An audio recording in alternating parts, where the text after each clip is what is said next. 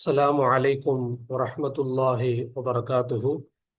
அல்லாஹு தாலாவுடைய அற்புதமான கிருபை நூருல் ஈதாஹ் என்ற ஹனஃபி ஃபிக்ஹ் சட்டத்திட்டங்களை உள்ளடக்கிய அங்கீகரிக்கப்பட்ட ஒரு சுருக்கமான கிதாப். அல்லாஹுடைய கிருபையினால் இதுவரை கிதாபு தஹாரத் என்ற மிக முக்கியமான தலைப்பின் கீழ் 8 பாடங்களை நாம் நிறைவு செய்து விட்டோம். இப்பொழுது 9வது பாடத்திற்கு நாம் வந்திருக்கிறோம்.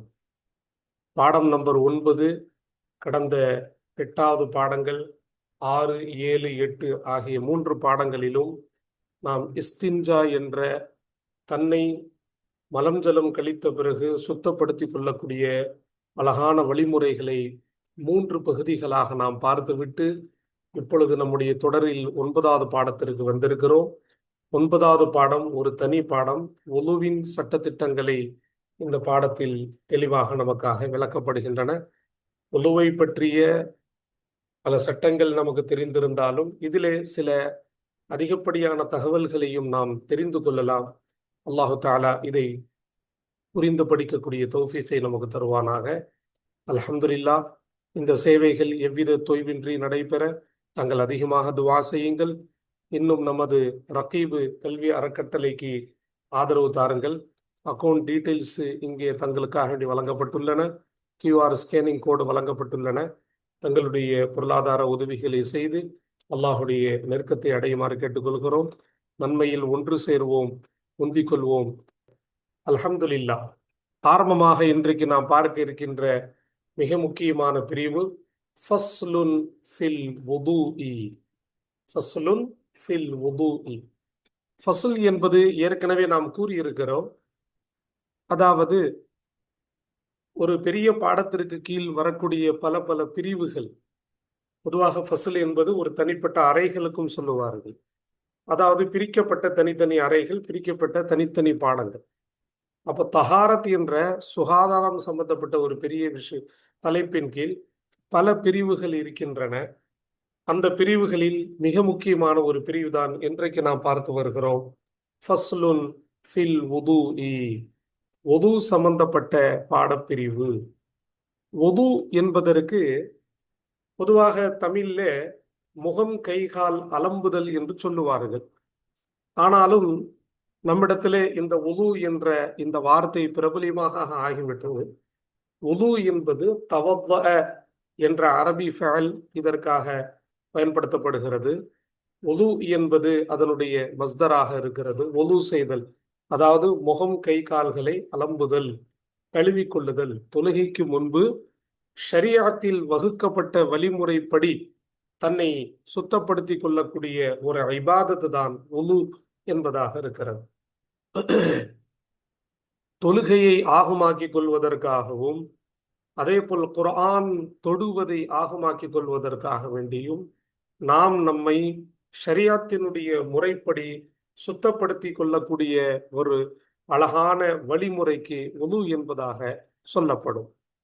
எனவே ஷரியத்தில் வகுக்கப்பட்டிருக்கின்றன. எப்படி வுது செய்ய வேண்டும், என்ன அதனுடைய எல்லை என்ன, எந்த உறுப்பை கழுவ வேண்டும், எந்த உறுப்பை கழுவுவது சுன்னத், எதை கழுவுவது வாஜிப், இந்த வுதுவுடைய விஷயத்தில் வெறுக்கப்பட்ட விஷயங்கள் என்ன, முஸ்தஹப்பான விஷயங்கள் என்ன, வுதுவை முறிக்கக்கூடிய செயல்பாடுகள் என்ன, வுதுவுடைய ஒழுக்கங்கள் என்ன போன்ற ஏராளமான தலைப்புகளை இந்த வுது என்ற ஒரு பாடப்பிரிவில் நாம் பார்க்க இருக்கின்றோம். எனவே நம்முடைய அன்றாட வாழ்க்கை வுது, அதாவது ஹதீஸில் கூறப்பட்டதின் பிரகாரம் தொழுகை இல்லாமல் சுவர்க்கம் இல்லை, சுகாதாரம் இல்லாமல் தொழுகை இல்லை. அந்த சுகாதாரத்தின் மிக முக்கியமான பகுதிதான் வுது. வுது இன்றி, வுதுவின் முறித்தல்கள் இருக்கக்கூடிய நிலையில் வுது இன்றி தொழுகை தொழுவது கூடாது.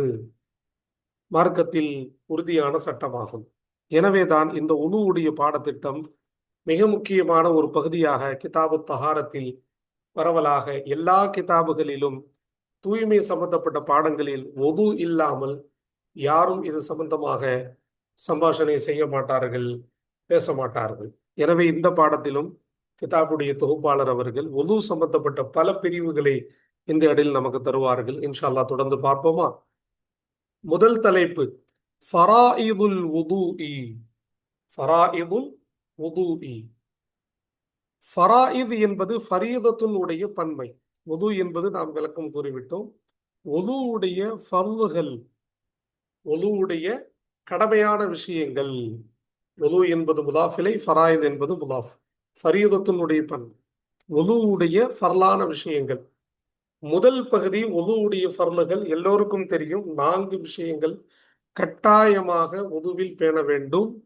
அந்த ஃபர்லை விடும் பட்சத்தில் வுது என்பதை கூடாது.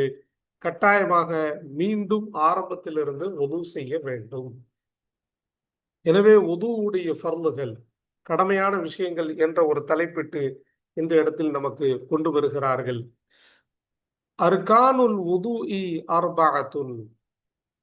ஆரம்பமாக நாம் இதனுடைய வாசகத்தை பார்க்கிறோம். அர்கானுல் வுதுஇ அர்பஅத்துன். அர்கான் என்பது ருக்குன் உடைய பன்மை. முலாஃப், வுதுஇ முலாஃப் இலைஹி. வுதுவுடைய தூண்கள். ருக்குன் என்பதற்கு சரியான அர்த்தம் தூண்கள் என்று சொல்லுவாங்க. கட்டிடத்தினுடைய தூண்கள் இருக்குல்ல, ஹதீஸ்ல பார்த்திருப்பீங்க, அர்கானுல் இஸ்லாம், இஸ்லாத்தினுடைய தூண்கள்.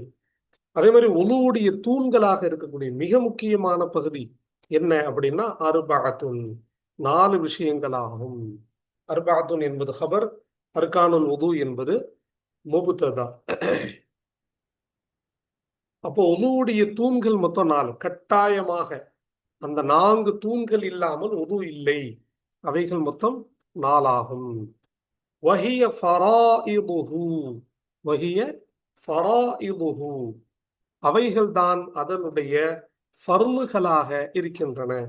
இந்த ஹூவுடைய மர்ஜா வுது. அந்த வுதுவுடைய கடமையான விஷயங்களாகும். வஹிய அவைகள், அந்த 4 விஷயங்கள், ஃபராயிதுஹு வுதுவுடைய ஃபர்லான விஷயங்களாகும், கடமையான விஷயங்களாகும் அப்படின்னு சொல்றாங்க. அதாவது என்ன சொல்ல வர்றாங்க, வுதுவுடைய 4 தூண்கள் தான் வுதுவுடைய ஃபர. எனவே நீங்க அர்கானுல் வுதுன்னு சொல்லுங்க, இல்ல ஃபராயிதுல் வுதுன்னு சொல்லுங்க, எல்லாமே ஒண்ணுதான். வுதுவுடைய ஃபர்லான கட்டாயமான விஷயங்கள் மொத்தம் 4ஆக இருக்கிறது. வாருங்கள் வரிசையாக பார்க்கலாம். அல் அவ்வலு, முதலாவது, கஸ்லுல் வஜ்ஹி. கஸ்லுல் வஜ்ஹி. கஸ்ல் முதாஃப், வஜ்ஹ் முதாஃப். இந்த இடத்துல நம்ம கவனமா இருக்கிறோம். இந்த கைனுக்கு நாம கண்டிப்பா ஃபதஹ் கொடுத்து படிக்கணும். லம்மா கொடுத்து படிக்கக்கூடாது. லம்மானா தெரியும்ல, பேஷ். பேஷ் கொடுக்கக்கூடாது, ஃபதஹா தான் கொடுக்கணும். குஸ்ல் படிச்சுட்டோம்னா அர்த்தம் மாறிடும், குளிக்கிறதுங்கிற அர்த்தம் வந்துடும். இங்க கஸ்ல் தான் படிக்கணும், மஸ்தர். கசல உடைய மஸ்தர். கஸ்லுல் வஜ்ஹி, முகத்தை கழுவுதல். தெரியுமே எல்லாத்துக்கும் முகத்தை கழுவுறது. ஆனால் இதுல அதிகப்படியான விஷயங்கள் நிறைய பேர் கவனக்குறைவாக இருக்கலாம். அதை தெளிவுபடுத்துகிறாங்க கீழே. வஜ்ஹி என்பது முகம், கஸ்ல் என்றால் கழுவுதல், முகத்தை கழுவுதல். ஆனால் இதனுடைய அளவை இருக்கிறது. அந்த அளவுகளை பேணுவது ஒழுவுடைய ஃபர்லுடைய மிக முக்கியமான விஷயமாகும். வஹத்துஹு தூலன். வஹத்துஹு அதனுடைய எல்லை ஆகிறது, முகத்தை கழுவுவதின் எல்லை ஆகிறது. ஹத்துஹு உடைய மர்ஜா இந்த கஸ்லாக வச்சுக்கலாம். முகத்தை கழுவுவதின் எல்லை ஆகிறது தூலன், நீளத்தால், நீளத்தின் அடிப்படையில்.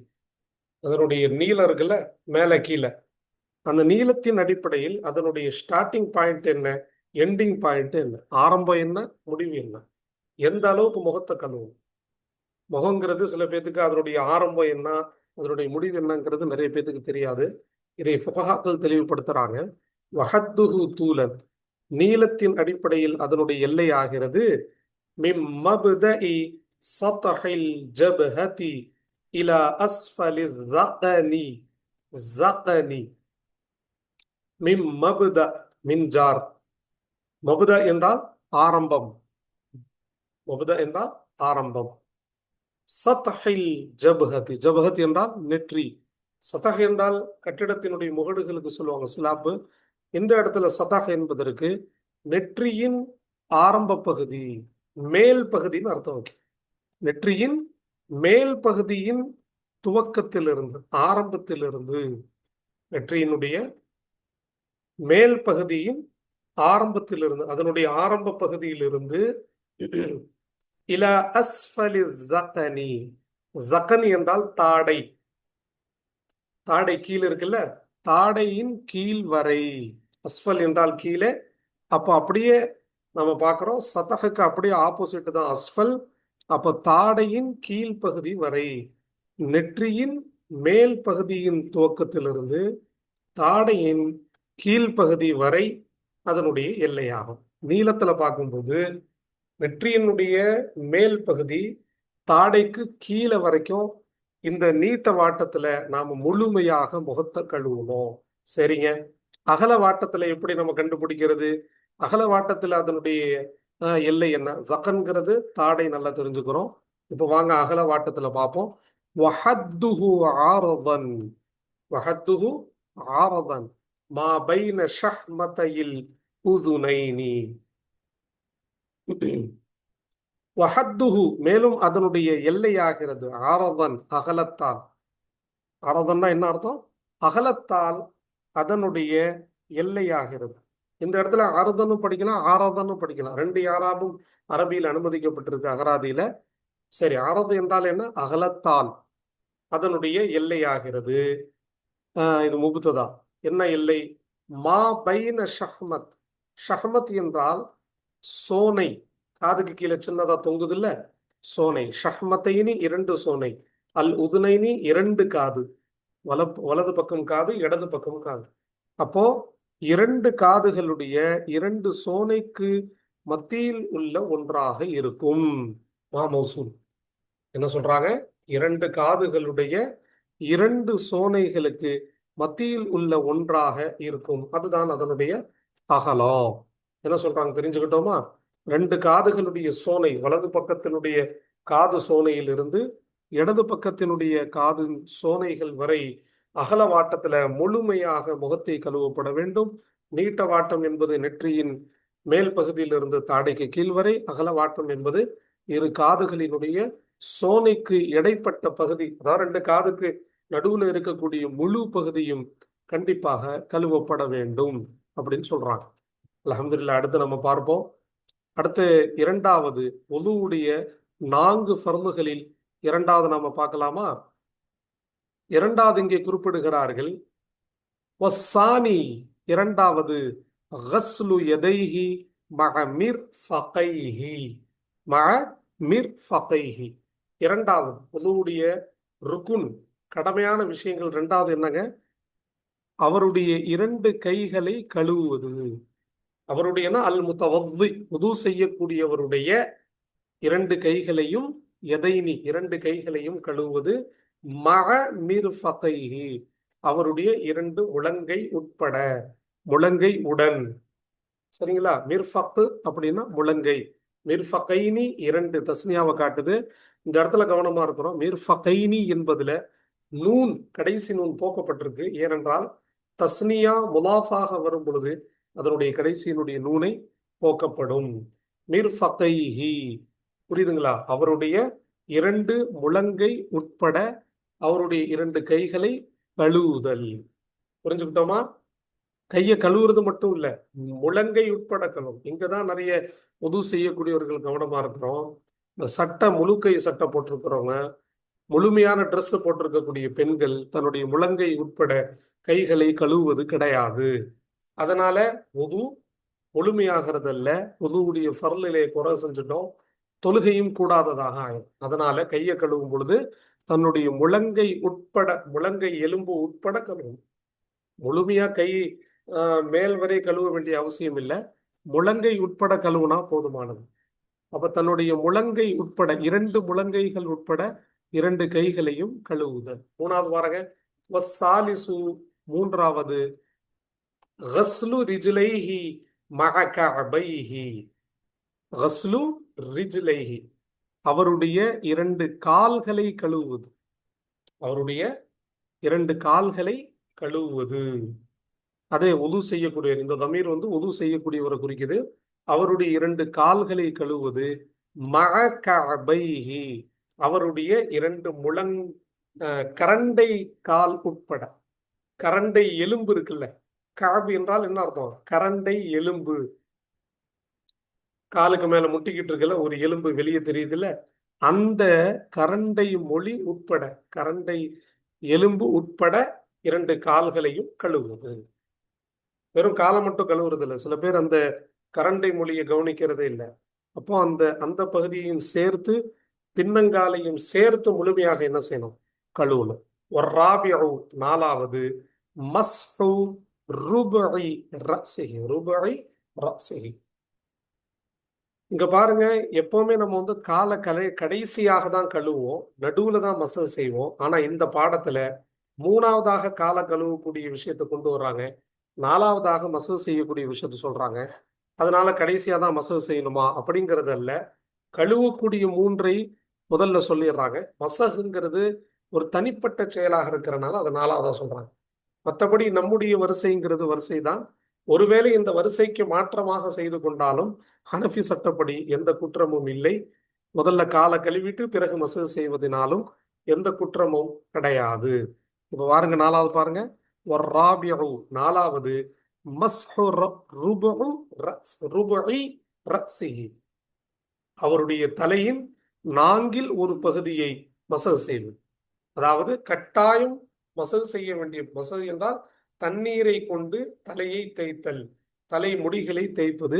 இதுல ரொம்ப கட்டாயம் கண்டிப்பா தேய்க்க வேண்டியது என்னன்னா தலையின் 4ல் ஒரு பகுதி. 4ல் ஒரு பகுதி எப்படின்னா, நமக்கு தெரியும் நம்முடைய தலையினுடைய அளவு. அதுல 4ல் ஒரு பகுதிங்கிறது நாமளே டிவைட் பண்ணிக்க வேண்டியதான், நாமளே ஆய்வு செஞ்சுக்க வேண்டியது. இது கட்டாயமாக கழுவணும். 4ல் ஒரு பகுதி தான் கழுவணும், மசகு செய்யணும், அதுக்கு மேலே மசகு செய்யக்கூடாது என்பது அல்ல. மாறாக குறைந்தபட்சமாக தலையின் 4ல் ஒரு பகுதியை கட்டாயம் தண்ணீரை கொண்டு மசகு செய்தல், தேய்த்து விடுதல். அல்ஹம்துலில்லாஹ், ஒலுவுடைய 4 ஃபர்லுகளை இந்த இடத்தில் நாம் பார்த்து விட்டோம். அடுத்ததாக ஒரு சிறிய தலைப்பு கொண்டு வராங்க பாருங்க.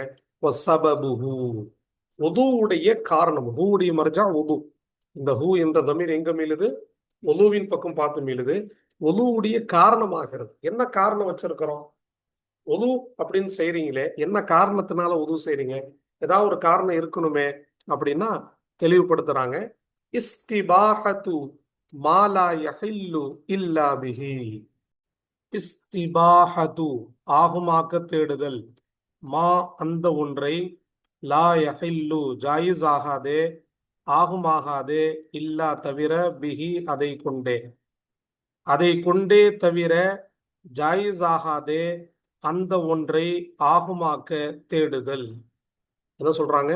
ஒது இல்லாம எதையெல்லாம் செய்யக்கூடாதோ, ஒது இல்லாமல் எதையெல்லாம் செய்யக்கூடாதோ அந்த காரியங்களை ஆகுமாக்க தேடுதல், அதான் அதனுடைய காரணம். அப்ப உது இருந்தா தானே அதை செய்ய முடியும். அதனாலதான் நம்ம உது செய்யறோம். உது உதுவை கொண்டுதான் அந்த செயலை நம்ம செய்ய முடியும். அது என்னங்க செயல்? ஒன்று தொழுவுறது, இல்லை என்றால் குர்ஆனை தொடுவது. குர்ஆனை ஓதுறதுக்கு உது கட்டாயம் இல்லை, ஆனால் குர்ஆனை தொடுவதற்கு உது கட்டாயம். தொழுகை தொழுவதற்கு உது கட்டாயம். அத்தகைய செயல்களை ஹலாலாக்க தேடுதல் அப்படிங்கிறது தான் இதனுடைய காரணம். வஹுவ இதுவாகிறது. இப்ப நீங்க பேசின இந்த விஷயம் ஹுக்முஹு துன்யவிய்யு, அதனுடைய உலக ரீதியான சட்டமாகும். உலக ரீதியான காரணம் தான் இப்ப நீங்க படிச்சீங்க. உலகத்துல நாம வந்து தொழுவணும் அல்லது குர்ஆனை தொடணும்னா கட்டாயமாக உது செய்யணும்.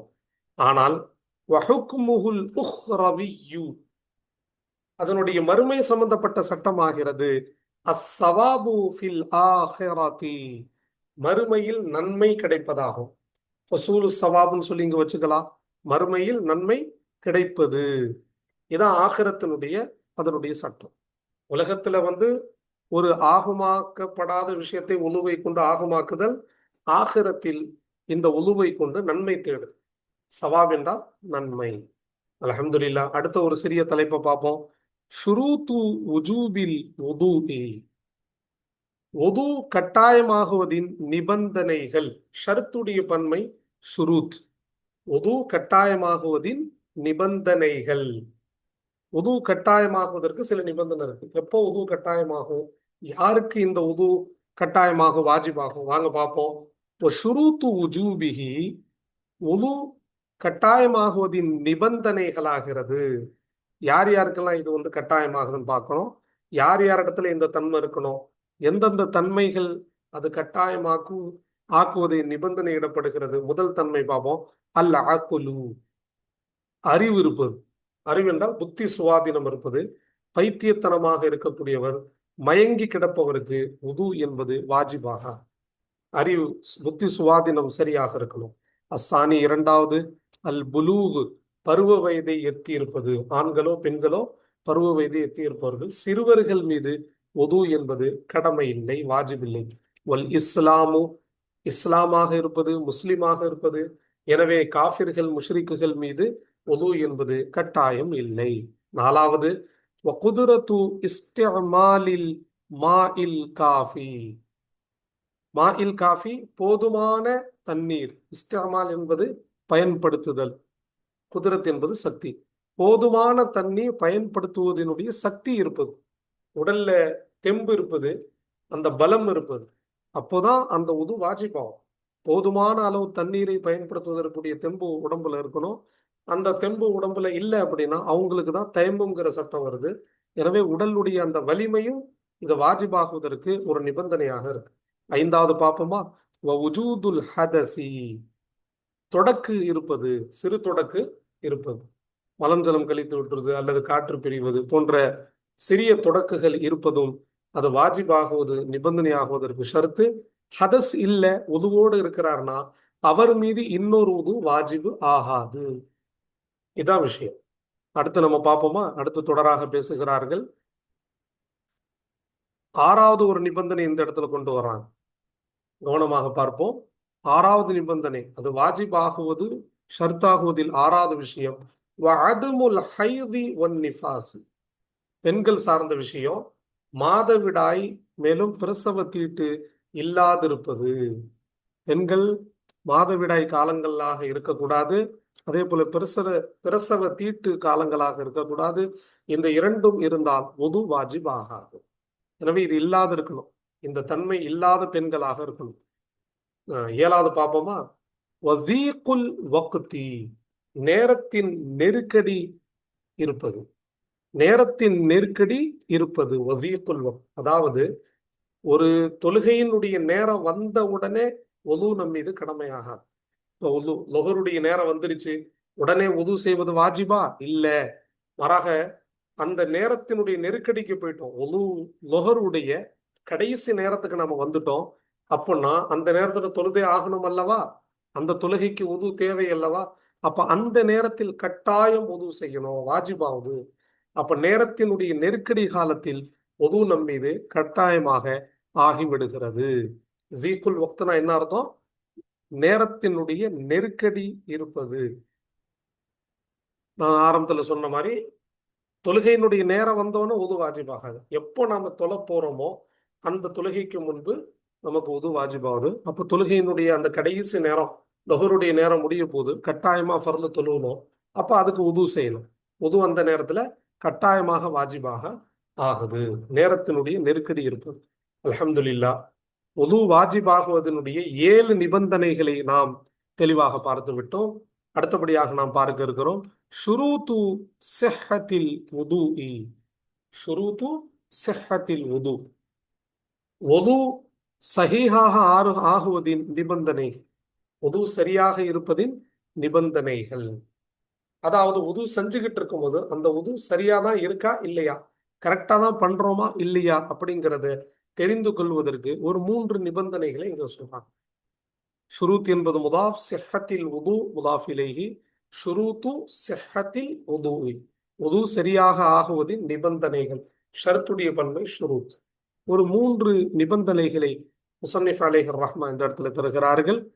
வஷுரூத்து சிஹ்ஹத்திஹி ஸலாஸத்துன், ஒது சரியாக ஆகுவதின் நிபந்தனைகள், இது முபத்ததா, ஸலாஸத்துன் இது ஹபர், 3ஆக இருக்கும். 3 விஷயங்களை நாம பார்க்கணும். அந்த 3 விஷயங்களில் நம்மிடத்துல கவனம் இருந்தால்தான் ஒது சஹீஹாக ஆகும், சரியாக ஆகும். இல்லை என்றால் நம்முடைய ஒதுவில் ஏதோ குறைபாடுகள் இருக்கிறது என்று நாம் நினைத்துக் கொள்ள வேண்டும். அல் அவ்வலு முதலாவது, உமூமுல் பஷரதி பில் மாஇ தஹூரி. உமூமுல் பஷரதி பில் மாஇ தஹூரி. பஷரத் என்றால் மனித தோல், உடல்ல இருக்கக்கூடிய தோல். அப்போ அந்த தோலை பொதுவாக்கி கொள்ளுதல், தோலை பொதுவாக்கி கொள்ள, அதாவது அந்த தோல் முழுக்க எந்த உதுவுடைய உறுப்புகளை கட்டாயமாக கழுவ வேண்டுமோ அந்த உறுப்பினுடைய தோல் முழுக்க பரவிடணும். எதை? பில் மா தஹூரி, சுத்தப்படுத்தக்கூடிய தண்ணீரை கொண்டு. ரெண்டுமே மௌசூ சிஃபத். சுத்தப்படுத்தக்கூடிய தண்ணீரை கொண்டு தோலை பொதுவாக ஆக்குவது, அதாவது அந்த தோல் முழுமையாக தண்ணி போடுவது. ஒருவேளை ஒரு ரோமம் அளவுக்கு கூட சில பகுதிகளில் தண்ணீர் படவில்லை என்றால் அப்ப நம்முடைய உது சரியாக ஆகல, குறையுள்ள உது. எனவே தோல் முழுசா தண்ணி படணும். இந்த இடத்துல எந்த விதமான தங்கு தடைகள் இருக்கக்கூடாது. சுத்தப்படுத்தக்கூடிய தண்ணீரை கொண்டு தோலை முழுமையாக ஆக்குதல், பொதுவாக ஆக்குதல், எல்லா இடத்திலும் தண்ணீர் படச் செய்தல். அஸ்ஸானி, இரண்டாவது, وَإِنْقِطَاعُ مَا يُنَافِيهِ مِنْ حَيْضٍ وَنِفَاسٍ وَحَدَثٍ. وَإِنْقِطَاعُ, துண்டித்திருப்பது, இல்லாதிருப்பது. எது? மா, அந்த ஒன்று. யுனாஃபிஹி, அந்த உதுவுக்கு மாற்றமான ஒன்று. ஹி உடைய மர்ஜா உது. உதுவின் பக்கம் இந்த தமீர் பார்த்து மீளுது. மின் ஹைதின், மாதவிடாயிலிருந்து, நிஃபாசின், பிரசவத்தீட்டிலிருந்து, வஹதஸின், தொடக்கிலிருந்து. என்ன சொல்றாங்க? மாதவிடாய், மேலும் பிரசவத்தீட்டு, மேலும் தொடக்குகளிலிருந்து ஏதேனும் ஒன்று அந்த உதுவுக்கு மாற்றமான ஒன்றை விட்டு தவிர்ந்திருப்பது, நின்று இருப்பது. இதுவும் முக்கியமான விஷயமா. இதெல்லாம் இருக்கக்கூடாது. ஹைதும் இருக்கக்கூடாது, நிஃபாசும் இருக்கக்கூடாது, ஹதஸும் இருக்கக்கூடாது. இது போன்ற விஷயங்கள் இல்லாம இருந்தாதான் உது சரியாக இருக்கும். பெண்கள் மாதவிடாய் காலங்களிலே, பிரசவ தீட்டு காலங்களிலே, சிறு தொடக்கு இருக்கும் நேரங்களிலே இந்த மாதிரி நாம உது செய்யறோம் அப்படின்னா அந்த உது சரியாக ஆகாது. அப்ப அதை விட்டு நம்ம என்ன செய்யணும்? தவிர்த்து கொள்ளணும். ஹைது இருக்கக்கூடாது, நிஃபாஸ் இருக்கக்கூடாது, ஹதஸ் இருக்கக்கூடாது.